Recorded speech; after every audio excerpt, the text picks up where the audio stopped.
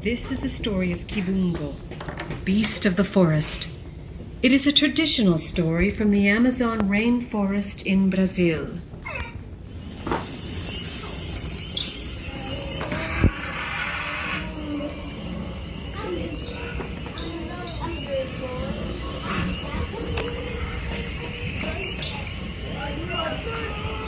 The Amazon rainforest is the biggest forest in the world.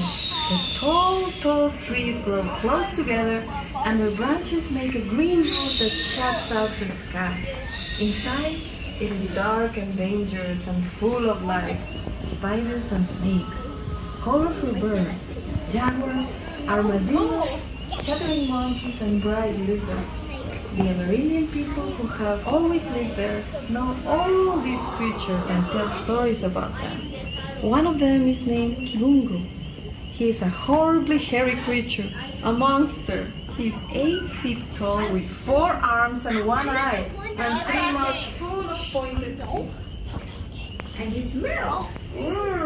Kibungo smells terrible. Do you know what he eats? Anything and everything. He'd eat you if he could.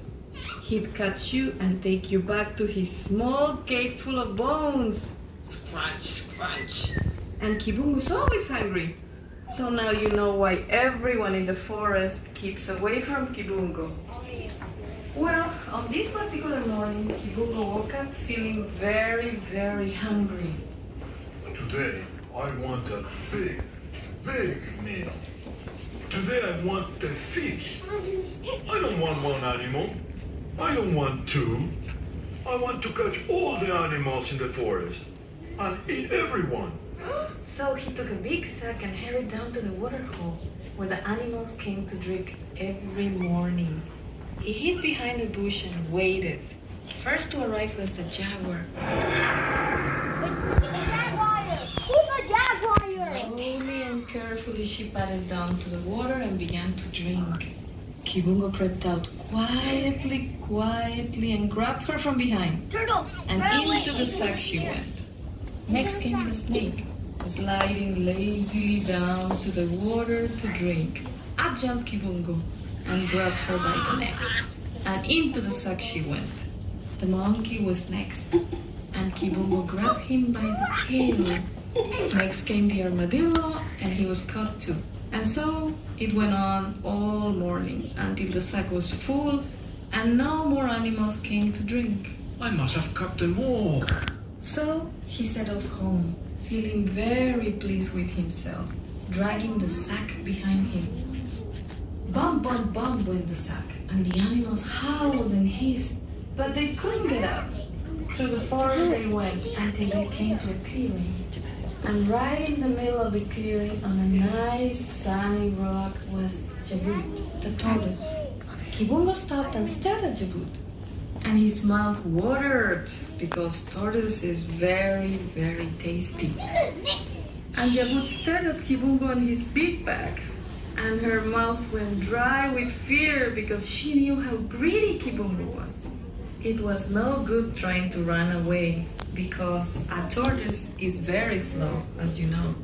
But Jabut was very, very clever, and she thought very hard and very fast until she thought of a plan. Kibungo, how wonderful to see you. You are the very one I wanted to see.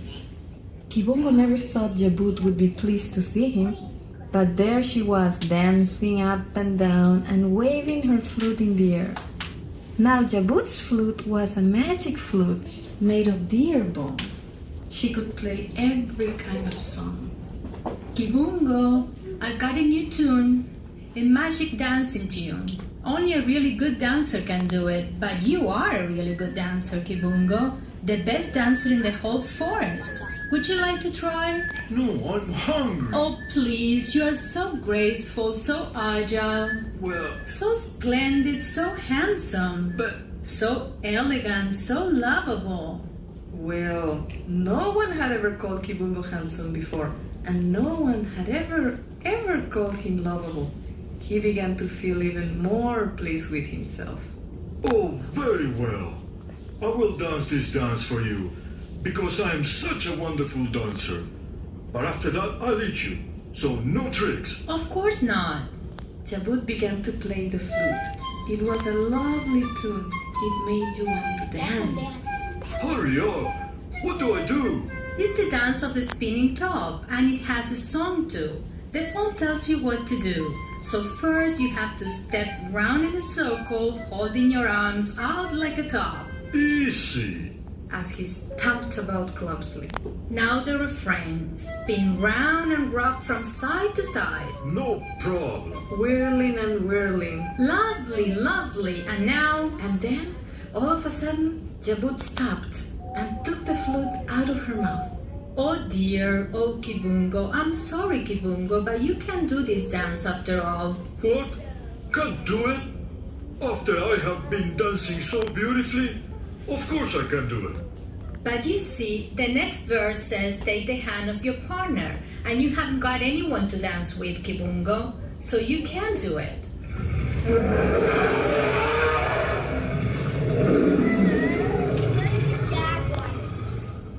Kibungo screamed and stamped and snarled and wailed. But it was no good. He couldn't dance without a partner. Then, suddenly he remembered his sack full of animals. Of course, he could dance with one of them. He opened the sack and pulled out the monkey. Splendid. Now you are ready. Hold right hands and circle one way. Swap hands and circle the other way. 1, 2, 3, and off you go. And off went Kibungo, and the monkey whirling and twirling through the dance. Now choose a new partner. And Kibungo dived for his sack. He was so busy dancing, he didn't notice the monkey sneaking off into the jungle as fast as he could. And so Kibungo danced with one animal after another. And as soon as the animals finished dancing with him, they each slipped away quietly. On and on they danced, until at last Kibungo looked in the sack for a new partner, and there were no animals left. He stopped dancing and looked around, but everyone had gone, except for Jabut, who was still playing the flute. When Kibungo realized that he had been tricked, he was furious. He jumped at Jabut, gnashing his teeth, but his legs were so tired after all that dancing, they just gave way under him, and he fell panting onto the floor. And there he had to stay until he got enough strength back to crawl home. Very hungry, very, very tired, and very, very, very angry. But as for Jabut, she smiled to herself, picked up her flute, and went on down to the waterhole, singing to herself.